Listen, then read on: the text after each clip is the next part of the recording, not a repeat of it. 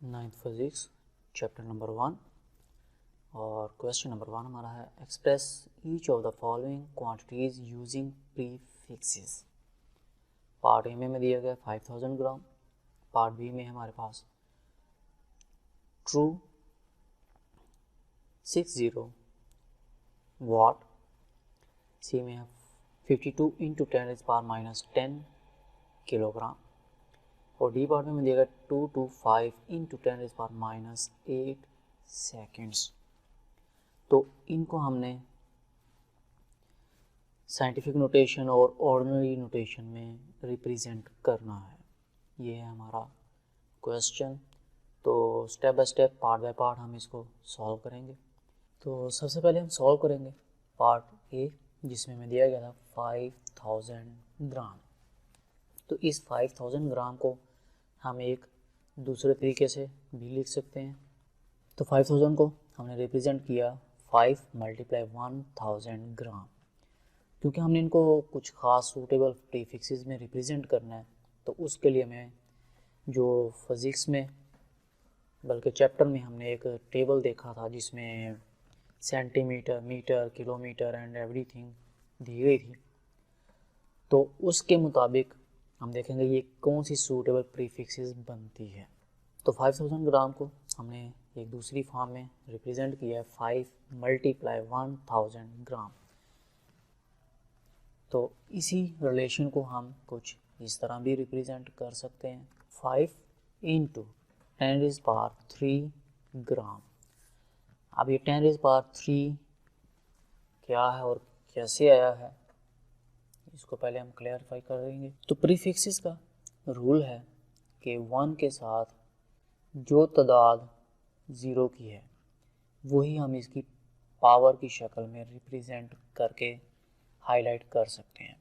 तो यहाँ पर 1 के साथ 3 0 थे, तो हमने 10⁻³ शो की है। तो यहाँ पर ये 10⁻³ कुछ इस अंदाज में या इस तरीके से आई है। और अब हम देखेंगे कि टेबल के मुताबिक 10⁻³ का क्या मतलब और इसके लिए कौन सी प्रीफिक्सेस यूज़ होती हैं। तो स्टूडेंट्स, ये हम आ गए हैं अपने फिज़िक्स की टेक्स्ट बुक में जो एक टेबल दिया गया था, उस टेबल को हाईलाइट किया है। और यहाँ पर हम देखेंगे कि 10⁻³ की प्रीफिक्सेस इस टेबल में है या नहीं है। तो अगर देखें तो हमारे पास 10⁻³ और इसको हम रिप्रेजेंट करेंगे के से और इसका मतलब होता है किलो। तो इसको हम अगर पूरी को ही हाईलाइट कर दें तो इट मीन्स 10⁻³ की जगह पर के या किलो का वर्ड यूज़ किया जा सकता है। तो 5000 को 5 किलोग्राम या 5 kg की सूटेबल प्रीफिक्सेस में हमने रिप्रेजेंट कर दिया और यही इसका हमारा पार्ट 1 का आंसर है। तो नेक्स्ट हमारा पार्ट बी, जिसमें वैल्यू दी गई थी 2000000 वाट, यानी 2 के साथ 6 0 दिए गए। तो इस क्वेश्चन को सॉल्व करने के लिए भी हम वही तरीका इस्तेमाल करेंगे जो हमने पार्ट 1 में या पार्ट ए में यूज़ किया था। तो इसमें हमने इसको शो किया। अब नेक्स्ट स्टेप में 2 × 160 यानी 1 के साथ 6 0 लगा दिए हैं। जैसे कि हमने पार्ट ए में किया था कि 1 के साथ जो 0 की तादाद होती है वही हम 10 की पावर की फॉर्म में भी लिख सकते हैं।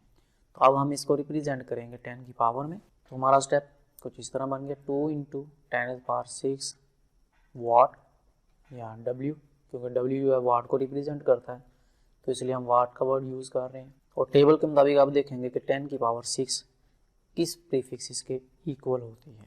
तो प्रीफिक्सेस में mega capital M equal to 10⁻6। तो यहाँ पर जो टेबल के मुताबिक हमारी प्रीफिक्सेस है यानी 10⁻6 की जगह पर हम कैपिटल M या मेगा का पूरा वर्ड भी यूज़ कर सकते हैं। तो इस तरह हमारा आंसर आ जाएगा 2 मेगावाट और यही हमारे इस पार्ट बी का फाइनल आंसर है। तो नेक्स्ट पार्ट सी, जिसमें में दिया गया 52 × 10⁻⁻10 kg। इसको भी हमने एक सूटेबल प्रीफिक्सेस में रिप्रेजेंट करना है। तो इसके लिए हम देखेंगे कि हमारे पास कौन सी सूटेबल प्रीफिक्सेस मौजूद हैं। तो जैसा कि हमारे क्वेश्चन की वैल्यू में ही हमें नज़र आ रहा है कि 52 इंटू 10⁻10 kg। तो सबसे पहला हम इस k की जगह पर रिप्रेजेंट करेंगे 10⁻3, जैसा कि हमने यहाँ पर पहले किया है, पार्ट ए में किया था कि 10⁻3 का मतलब k होता है। तो नेक्स्ट स्टेप में हमने रिप्रेजेंट किया 52 इंटू 10⁻10 -10। तो नेक्स्ट स्टेप में हमने रिप्रेजेंट किया 52 इंटू 10⁻10 इंटू 10⁻3। तो ये 10⁻3 जो है ये k की जगह पर इस्तेमाल हुआ है, यानी किलो को हमने इसकी सूटेबल प्रीफिक्सेस 10 की पावर में रिप्रेजेंट कर दिया। अब मैथ के रूल के मुताबिक बेसिस सेम हो और आपस में मल्टीप्लाई हो रही हो तो इनकी पावर्स आपस में ऐड हो जाती हैं। 52 इंटू 10 की पावर -10 प्लस 3, तो -10 प्लस 3, 10 में से जब 3 हम माइनस करेंगे तो हमारे पास आ जाएगा 52 इंटू 10 की पावर -7 ग्राम। तो ये तो हमने किलो की वैल्यू पुट करके, यानी किलो को हमने यहाँ से ख़त्म कर दिया। अब हमें इसके लिए कोई प्रॉपर प्रीफिक्सेस देखनी होगी, तो हमारा जो टेबल है उसमें कोई भी ऐसी प्रीफिक्सेस मौजूद नहीं है जिसमें 10 की पावर -7 या +7 हो। जैसे कि हमारे पास ये टेबल है, तो इसमें हम देख सकते हैं कि हमारे पास कोई भी ऐसी पावर नहीं है जिसमें 10 की पावर -7 या कोई ऐसी प्रीफिक्सेस नहीं है जिसमें 10 की पावर -7 या +7 शो की गई हो। तो क्योंकि हमारे पास 10 की पावर जो है -7 आ रही है, तो इसके जो करीब तरीन एक सूटेबल प्रीफिक्सेस मौजूद है हमारे पास माइक्रो म्यू 10 की पावर -6। तो ये हमारे रिक्वायरमेंट के कुछ करीब तरीन है, लेकिन पहले हम अपने उस वैल्यू को इस फॉर्म में कन्वर्ट करेंगे या इसके करीब तरीन फॉर्म में शो करेंगे, तब हम इस प्रीफिक्सेस को वहाँ पर यूज़ कर सकते हैं। तो हमारे पास ये जो 10 की पावर -7 दी गई है, इसको हमने -6 में कन्वर्ट करना है। तो उसके लिए हम साइंटिफिक नोटेशन का एक रूल इस्तेमाल करेंगे, जिसके मुताबिक कुछ थोड़ा सा हम एक्स्ट्रा काम रिवाइज कर लें। साइंटिफिक नोटेशन और मैथमेटिक्स में रूल है कि पॉइंट के लेफ़्ट साइड पर सिर्फ और सिर्फ एक ही डिजिट होना चाहिए।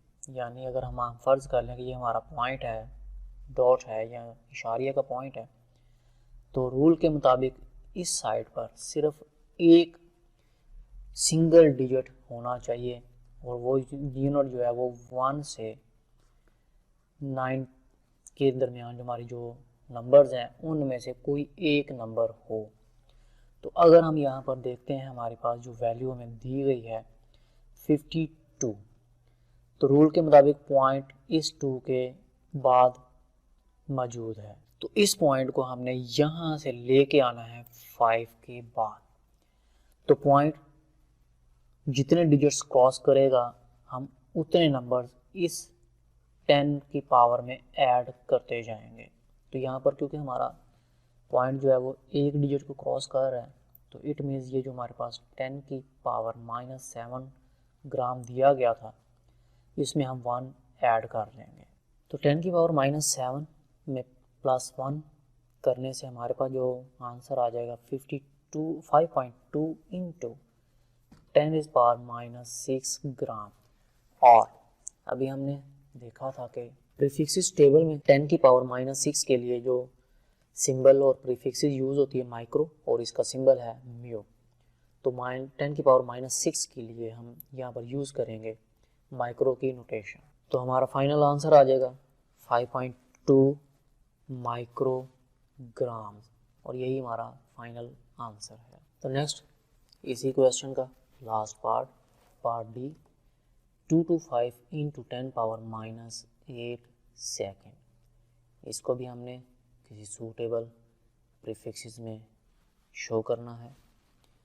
तो अभी हमने अपने प्रीवियस पार्ट यानी पार्ट सी के लिए प्रीफिक्सेस टेबल में देखा था 10 की पावर -8 की कोई प्रीफिक्सेस हमारे पास मौजूद नहीं है। तो शॉर्ट वर्ड्स में हम अब इसको यूज़ करेंगे हमारा वही रूल कि इस वैल्यू में हमारे पास पॉइंट जो है ये इस 5 के बाद मौजूद है।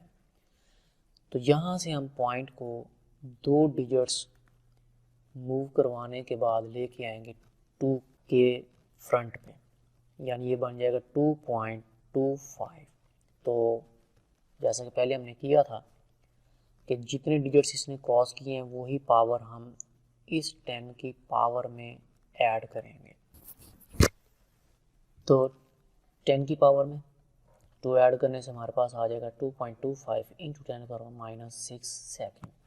और अभी हमने पार्ट सी में किया था कि 10 की पावर -6 का मतलब है माइक्रो। तो यहाँ पर 10 की पावर -6 को हम रिप्लेस कर देंगे इसकी नोटेशन माइक्रो के साथ। तो हमारा फाइनल आंसर आ गया 2.25 माइक्रो सेकेंड या 2.25 म्यू सेकेंड्स। तो इस तरह हमारा क्वेश्चन 1 कंप्लीट हो गया। नेक्स्ट चलते हैं अगले क्वेश्चन की तरफ। तो नेक्स्ट क्वेश्चन नंबर 2 में दिया गया है how do the prefixes micro, nano and pico relate to each other. यानी हमारे पास 3 प्रीफिक्सेस हमें दिए गए माइक्रो, नैनो एंड पीको। ये वैल्यूज आपस में एक दूसरे के इक्वल कैसे होंगी, यानी माइक्रो नैनो के इक्वल लाना है, नैनो जो है पीको के इक्वल लाना है। तो ये एक दूसरे के इक्वल कैसे आएंगी, तो इसके लिए तो जो हमारा क्वेश्चन नंबर 1 था उसमें हमने माइक्रो को देख लिया कि माइक्रो जो है वो 10 की पावर -6 के इक्वल होता है और इसको म्यू से रिप्रेजेंट किया जाता है। तो नेक्स्ट अगली वैल्यूज हम देखते हैं नैनो एंड पीको, ये क्या है और इनकी प्रीफिक्सेस क्या है। तो स्टूडेंट्स माइक्रो को हम पहले यूज़ कर चुके हैं, उसके बाद उसी के बिल्कुल नीचे में दी गई है 10 की पावर -9। तो इसको भी ज़रा हम हाईलाइट कर लेते हैं। तो नैनो को रिप्रेजेंट किया जाता है स्मॉल n से और ये इक्वल होता है 10 की पावर -9। इसी के साथ ही हमारे दिया गया पीको भी। तो पीको इसकी जो नोटेशन है वो है स्मॉल p और इसकी जो वैल्यू है वो है 10 पावर -12। तो इन तमाम वैल्यूज़ को पहले हम अपने उस टेबल में अपने स्टेटमेंट में हाईलाइट करेंगे, फिर हम देखेंगे इनको हम कैसे आपस में एक दूसरे के इक्वल कर सकते हैं।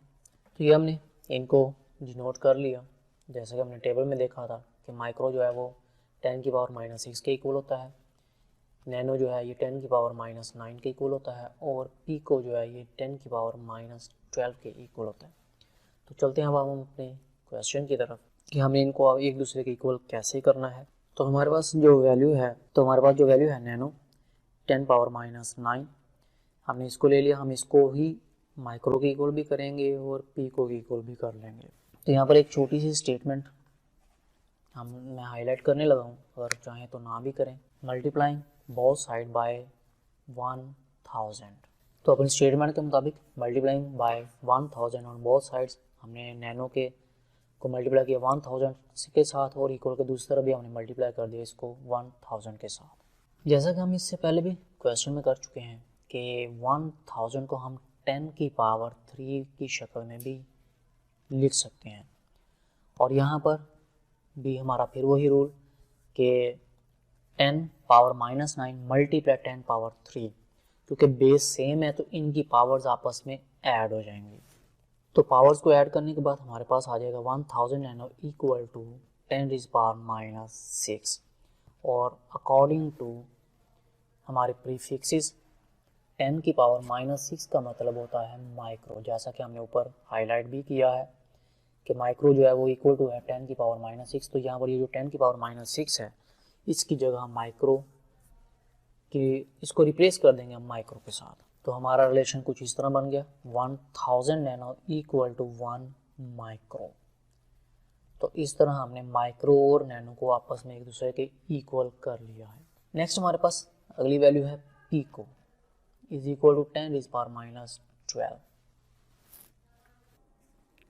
और अब हम करेंगे पीको को नैनो के इक्वल, और इसके लिए भी हम वही स्टेटमेंट यूज़ करेंगे multiplying by 1000 on both sides.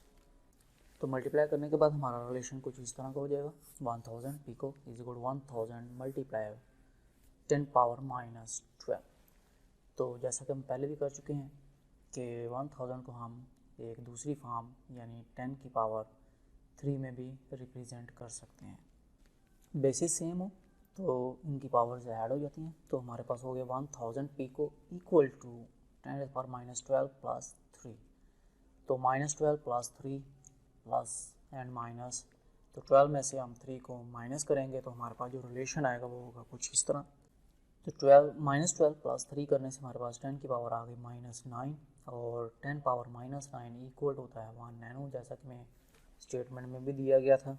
तो अब हमारा कुछ रिलेशन इस तरह का बन जाएगा 1000 पिको इक्वल टू 1 नैनो। तो इस तरह पिको और नैनो के दरमियान भी एक रिलेशन बन गया। क्वेश्चन नंबर 3 में हमें दिया गया है your hair grow at the rate of 1 millimetre per day, find their growth rate in nanometre per second. यानी सर के बालों के बढ़ने की जो स्पीड है वो 1 मिलीमीटर पर डे, एक दिन में 1 मिलीमीटर इनकी लंबाई में इजाफा हो जाता है।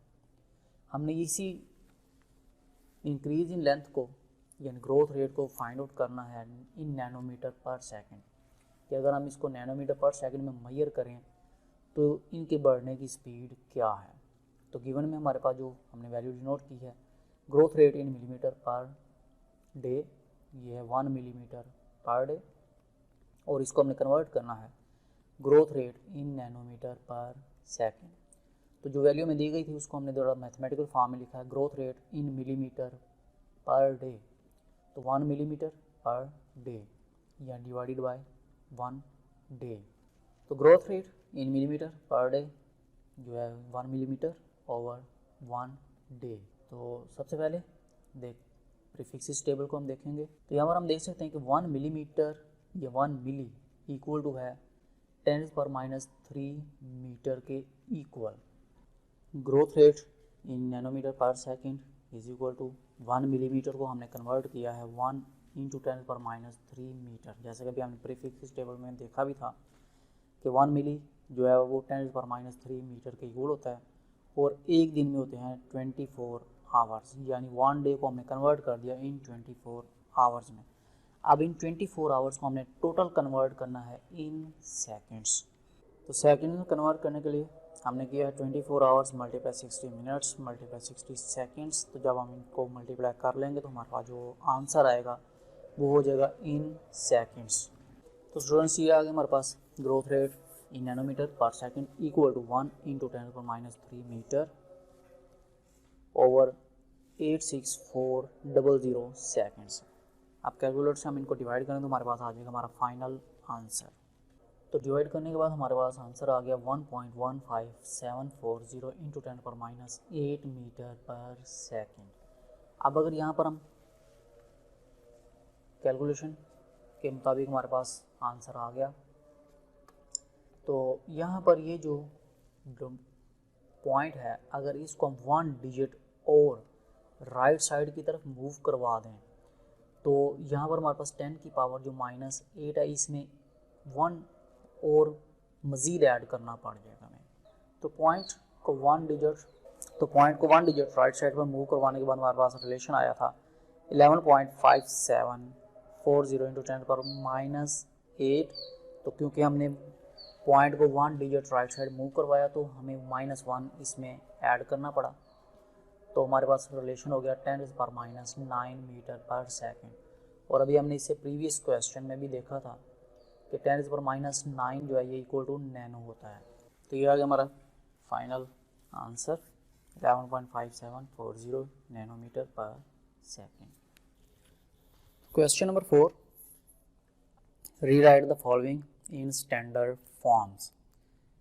पार्ट ए में दिया गया है 1168 10⁻27, पार्ट बी में है 32 × 10⁵, सी पार्ट में है 725 × 10⁻5 किलोग्राम एंड 0.02 × 10⁻8। तो इन तमाम वैल्यूज़ को हमने कन्वर्ट करना है इन स्टैंडर्ड फॉर्म। तो सबसे पहले हम सॉल्व करेंगे पार्ट ए को। तो स्टूडेंट्स गिवन क्वेश्चन हमारा पार्ट ए में है 1168 × 10⁻27। अब अगर हम गौर करें तो हमारा यहाँ पर जो वैल्यू ख़त्म हो रही है तो हमारा पॉइंट बनता है इस जगह पर, यानी 11, 6, 8। तो हमारा पॉइंट हो गया यहाँ। हमने इस पॉइंट को इसकी स्टैंडर्ड पोजीशन 1, 1 के दरमियान लेकर आना है। तो अगर हम देखें तो हमारा पॉइंट यहाँ से जो है 3 डिजिट्स इस तरफ को मूव कर रहा है। तो पहले हम इसको मूव करेंगे वहाँ तक और फिर देखेंगे हमारे पास क्या वैल्यू बनती है। तो हमारा पॉइंट क्योंकि राइट साइड से लेफ्ट साइड की तरफ मूव है और 3 डिजिट्स मूव है, तो इट मीन्स 10 की पावर +3 आ जाएगा। और बेसिस क्योंकि यहाँ पर हमारे पास 10 की पावर -27 इंटू 10 की पावर -3 बेसिस इनकी सेम है, तो इनकी पावर्स आपस में ऐड हो जाएंगी। तो हमारे पास रिलेशन कुछ आ जाएगा इस फॉर्म में 1.168 इंटू 10 की पावर -27 + 3। तो 27 माइनस का है, 3 प्लस का है, तो 27 में से 3 माइनस कर देंगे तो हमारे पास जो फाइनल आंसर आएगा वो कुछ इस फॉर्म में हो जाएगा। तो हमारा फाइनल आंसर आ गया 1.168 इंटू 10 की पावर -24, और यही इसकी स्टैंडर्ड फॉर्म थी। तो इसी क्वेश्चन का पार्ट भी है 32 इंटू 10 की पावर 5, और इसको भी हमने कन्वर्ट करना है इन स्टैंडर्ड फॉर्म। तो सेम पहले क्वेश्चन की तरह ही अगर हम यहाँ पर देखें तो हमारी इस वैल्यू में हमारा जो पॉइंट है वो है यहाँ पर 2 के बाद। तो इस पॉइंट को भी हमने यहाँ से मूव करवाना है इन दिस फॉर्म, यानी ये पॉइंट 2 को क्रॉस करके 3 और 2 के दरमियान में आएगा। तो इस तरह हमारा पॉइंट जो है वो 1 डिजिट क्रॉस करके आएगा लेफ़्ट साइड पर। तो हम 10 की पावर 5 में 1 ऐड कर देंगे। हमारा पॉइंट क्योंकि राइट से लेफ़्ट साइड की तरफ मूव हुआ है तो 1 डिजिट क्रॉस किया इसने, तो इसको हम मल्टीप्लाई करेंगे 10 से, और बेसिस क्योंकि सेम है तो इनकी पावर्स आपस में हो जाएंगे ऐड। तो हमारे पास आ जाएगा 3.2 इंटू 10 की पावर 5 + 1। तो ऐड करने के बाद हमारे पास आ गया 3.2 इंटू 10 की पावर 6, और यही हमारी इसकी स्टैंडर्ड फॉर्म है। तो पार्ट सी में हमें दिया है 725 इंटू 10 की पावर -5 kg। तो यहाँ पर हमारे पास प्रीफिक्सेस टेबल है जिसमें हमें दिया गया है कि 1 किलो इज इक्वल होता है 10 पावर 3। तो यहाँ पर इसको मैंने हाईलाइट किया है ताकि स्टूडेंट्स को अच्छी तरह क्लियर हो जाए कि 1 किलो इक्वल होता है 10 की पावर 3 के इक्वल। तो यही वैल्यू हम यूज़ करेंगे अपने इस क्वेश्चन में। तो सिंपली हमने यहाँ पर किलो की जगह यानी के की जगह पर लगा दी है इसकी वैल्यू, ओरिजिनल वैल्यू 10 की पावर 3, और सेम पहले क्वेश्चन पिछले क्वेश्चंस की ही तरह क्योंकि बेसिस सेम है तो इनकी पावर्स यानी 10 पावर -5 और 10 पावर 3 ये दोनों आपस में हो जाएंगी ऐड। तो इनको ऐड करने के बाद हमारे पास आंसर आ जाएगा 725 इंटू 10 की पावर -2 ग्राम। अब यहाँ पर ये जो 10 की पावर -2 ग्राम है हम इसको भी रिप्लेस कर देंगे, और उसका तरीकाकार हमारा फिर वही है जो पहले था कि 725 हमारा पॉइंट यहाँ पर 5 के बाद है। इस पॉइंट को अगर हम यहाँ से 2 डिजिट्स आगे मूव करवा दें तो हमारे पास 10 की पावर +2 यहाँ पर मज़ीद आ जाएगी, क्योंकि हमारा पॉइंट जो है वो 2 डिजिट्स लेफ़्ट साइड पर मूव कर रहा है। तो हम यहाँ पर ऐड करेंगे 10 की पावर 2। तो ये हमारे पास आ गया 7.25 इंटू 10 पर -2 इंटू 10 पावर 2।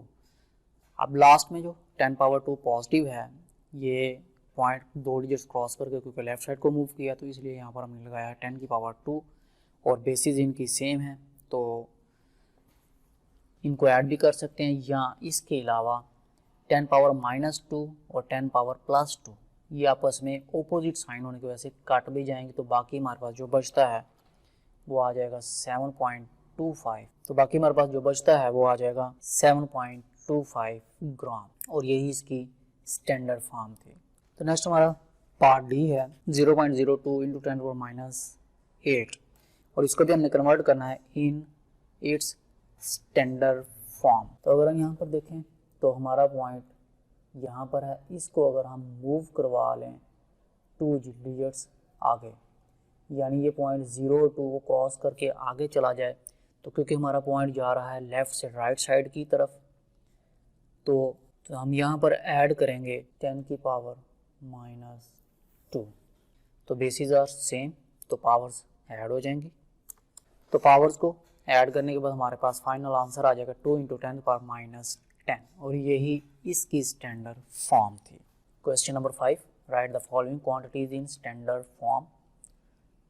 तो पार्ट ए में दिया गया है 6400 किलोमीटर, पार्ट बी में है 380,000 किलोमीटर, पार्ट सी में है 300,080 मीटर पर सेकंड, पार्ट डी में है सेकंड्स इन अ डे, यानी एक दिन में सेकंड्स की मिकदार तादाद क्या होती है। तो सबसे पहले हम सॉल्व करेंगे इसका पार्ट ए, जिसमें हमें गिवन में दिया गया है 6400 किलोमीटर। अब अगर हम यहाँ पर देखें तो हमारा पॉइंट जो है वो यहाँ पर मौजूद है।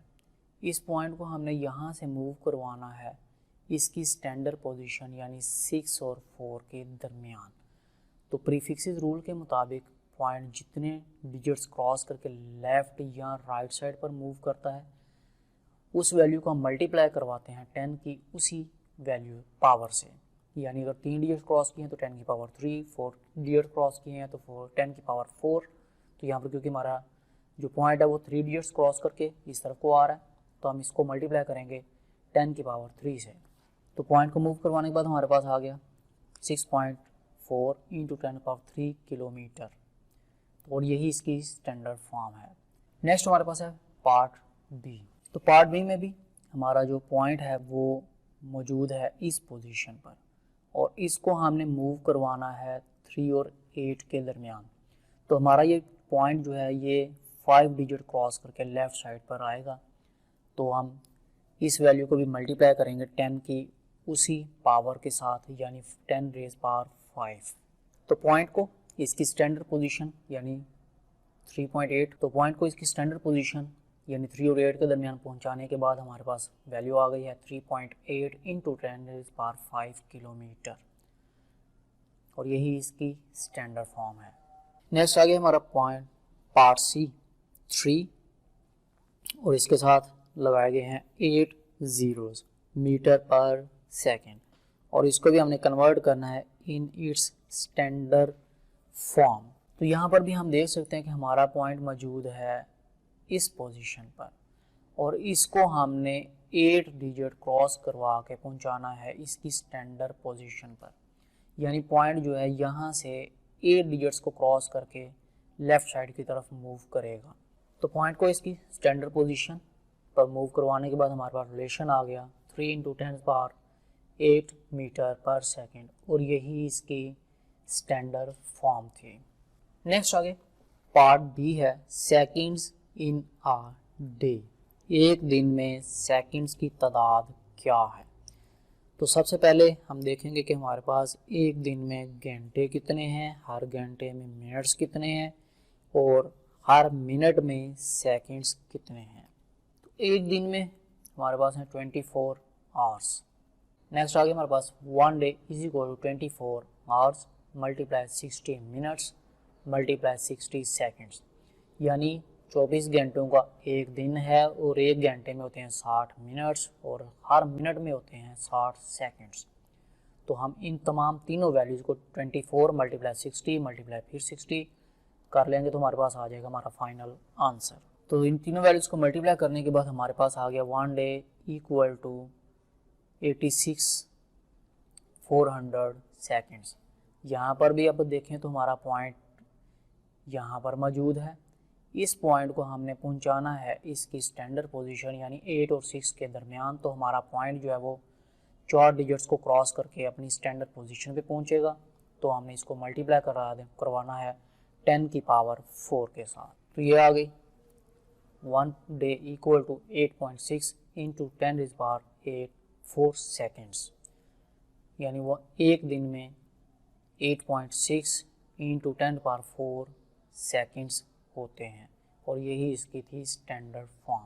Question number 6, on closing the jaws of a vernier caliper, zero of the vernier scale is on the right of its main scale such that fourth division of its vernier scale with one of the main scale division.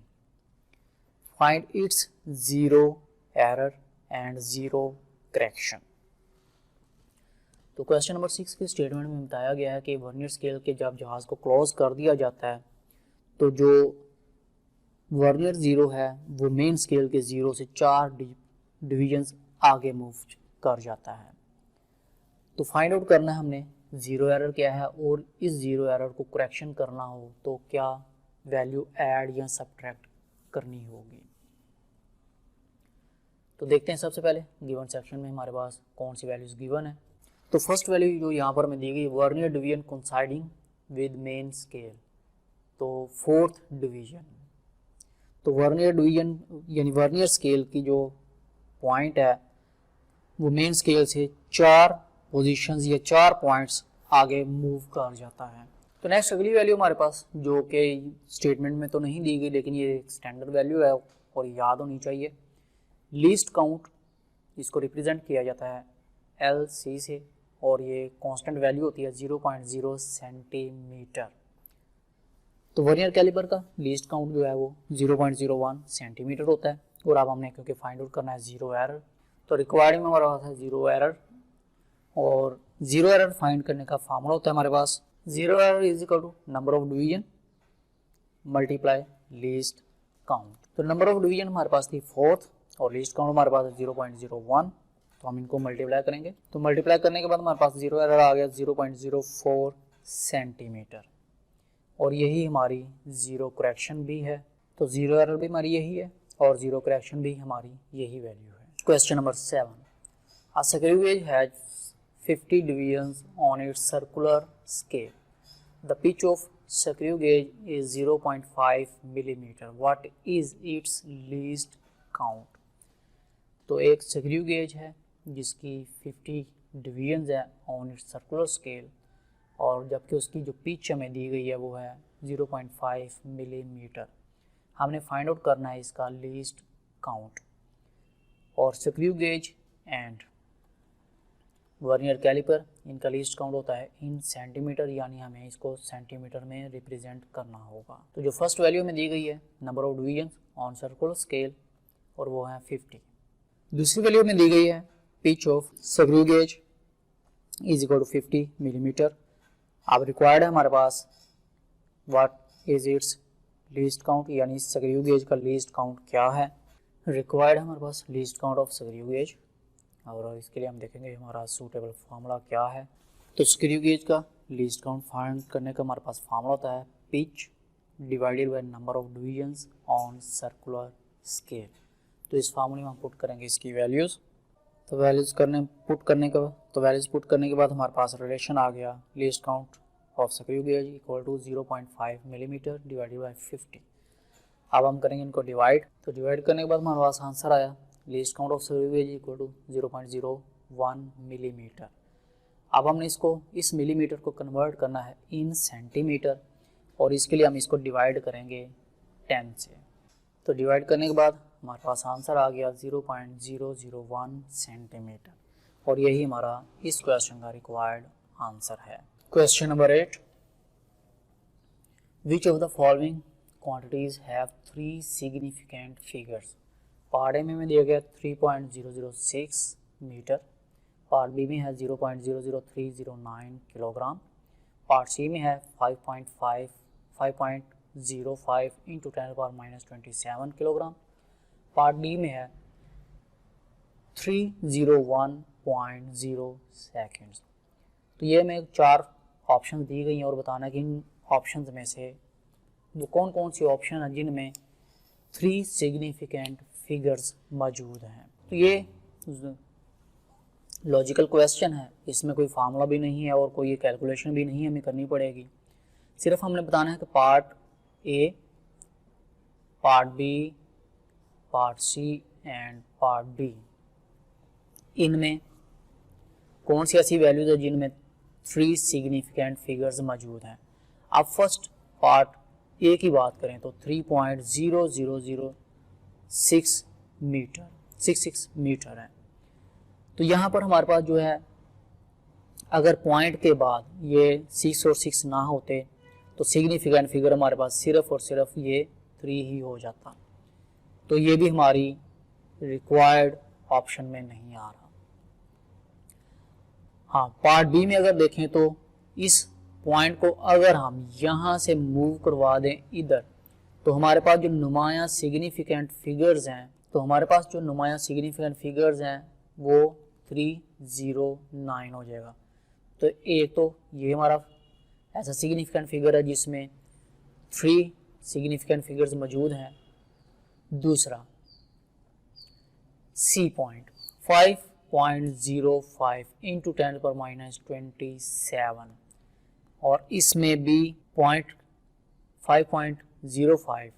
तो ये भी हमारे पास total 3 calculated values बन रही हैं। तो इस लिहाज से हमारा जो सी है ये भी 3 सिग्निफिकेंट फिगर डिजिट्स मौजूद है। तो इस तरह हमारा आंसर बन गया B and C, these are our significant figures, और यही इसका आंसर भी है। Question number 9, what are the significant figures in the following measurements. ये मेरे को 4 ऑप्शंस दी गई हैं और हमें इनमें बताना है कि सिग्निफिकेंट फिगर्स की तादाद क्या है। तो पार्ट 1 में है 1.009 मीटर्स। तो इसमें सिग्निफिकेंट फिगर्स की तादाद क्या है। तो अगर तो ये 1.009 ना होता एंड पर, तो फिर तो हमारे पास सिग्निफिकेंट जो फिगर है यानी वो वैल्यू जिसको हम कैलकुलेशन में इस्तेमाल कर सकते हैं वो होती सिर्फ 1। तो सिग्निफिकेंट फिगर हो जाता 1। लेकिन 00 के बाद जो 9 आ गया है इसकी वजह से इनकी टोटल तादाद हो गई है 4। तो पार्ट ए में हमारे पास सिग्निफिकेंट फिगर्स की तादाद आ गई 4। नेक्स्ट हमारे पास पार्ट बी है 0.00450 किलोग्राम। तो इसमें हमने बताना है कि हमारे पास सिग्निफिकेंट फिगर्स क्या हैं।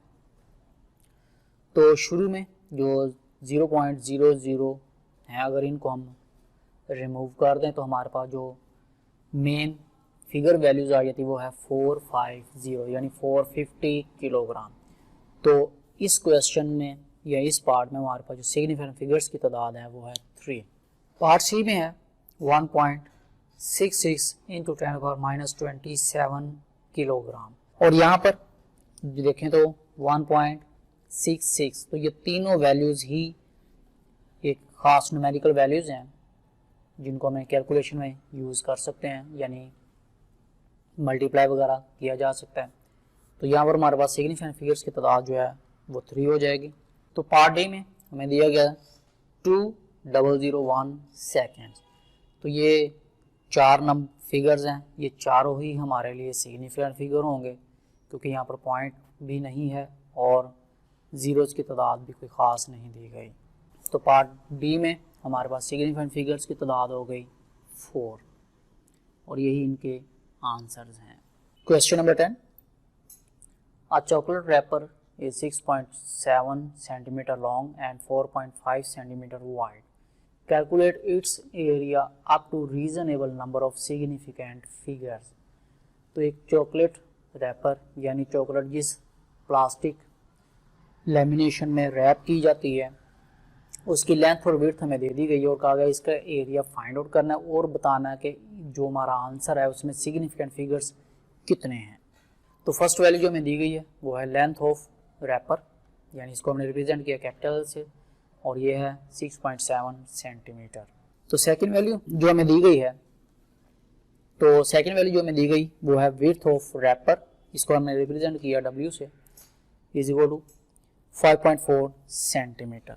फाइंड आउट करना हमने area of wrapper capital A और अब हम देखेंगे इसके लिए हमारा सूटेबल फार्मूला क्या है। तो किसी भी चीज़ का एरिया फाइंड करने का जो हमारे पास फार्मूला होता है area is equal to length into width. तो हम पुट करेंगे इस फार्मूले में हमारी वैल्यूज़। तो वैल्यूज़ पुट करने के बाद हमारे पास कुछ ये फॉर्म आई है, area is equal to 7 into 5.4। अब हम करेंगे इनको मल्टीप्लाई।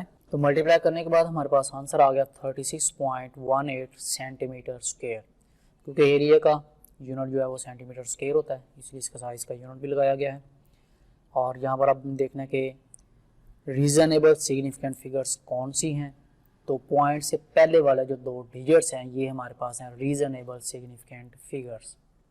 तो यहाँ पर इस क्वेश्चन में हमारे पास, बल्कि इस आंसर में, reasonable significant figures is 36 centimetre square, और यही हमारा रिक्वायर्ड आंसर है।